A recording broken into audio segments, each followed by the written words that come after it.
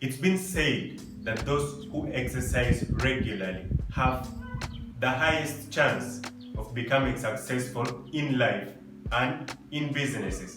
And this comes out in two parts. Exercising clears up your mind to think straight. When you're stressed and exercise, you'll get much better, meaning you can handle whatever comes out in life towards you very, very well. Secondly, when you exercise, you overgo very many willful difficulties that may come with it. There are times when you may not feel like exercising, but you have to exercise because you know what it's needed for.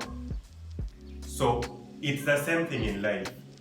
You can go through so many trials and so many hurdles, but if you learn from exercising, it grows your mind, it strengthens your will to go through hard times, which is the essence of life. Welcome to today's episode, and I'm going to share with you the benefits of doing exercises. I've called this episode The Poor Man's Health Insurance. 2020 taught us a lot in line with exercising, in line with our immune system. It actually showed us that the more you exercise, the better your chances are at beating the virus, the coronavirus. Which means at the core of it, if you can get into the habit of exercising regularly, you can beat almost anything in life. You may not have to have insurance if you don't have the money. That's why this is directed specifically to those who are just starting the journey in businesses, because time will come when you will have to go through hard times and you may get sick during those times. Should you not have the money to go to the hospital, or should you not have health insurance, your only insurance is going to be exercising, working out, staying active, physically active. Here are the benefits of regular physical activity. If you are regularly physically active, you may reduce your risk of a heart attack. Number 2, manage your weight better. Number 3, lower the risk of type 2 diabetes and some cancers. Number 4, have lower blood pressure. Number 5, have stronger bones, muscles, and joints. Number 6, lower risk of falls. Number 7, recover better from periods of hospitalization or bed rest. Feel better with more energy, a better mood, feel more relaxed, and sleep better. That's the last benefit. It's quite beneficial, things that you may not have to spend money on.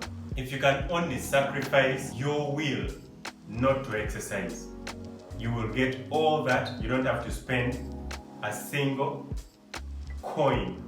To be more specific with this exercising, because at times you think it's just a thing that everyone says and it doesn't really work, but it's up until you give it a try that you're going to understand whether it really works or not. But let me just give you into a bit of details, more especially for people who are in businesses.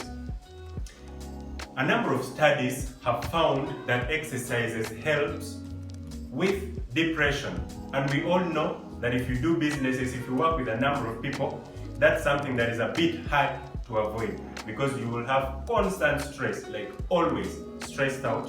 But exercises can help with the mind. So there are many views of how exercises can help with depression, and I'm going to show it to you, a few. Number 1, exercises may block negative thoughts or distract you from daily worries. Number 2, exercising with others provides the opportunity for increased social contact. Number 3, increased fitness may lift your mood and improve your sleep patterns. Number 4, which is the last one, exercise may change levels of chemicals in your brain, such as serotonin, endorphins, and stress hormones. All those are things that you need to function well as a person. Well, that's it for today. That's all we had for today. If it's your first time, be sure to subscribe to our YouTube channel.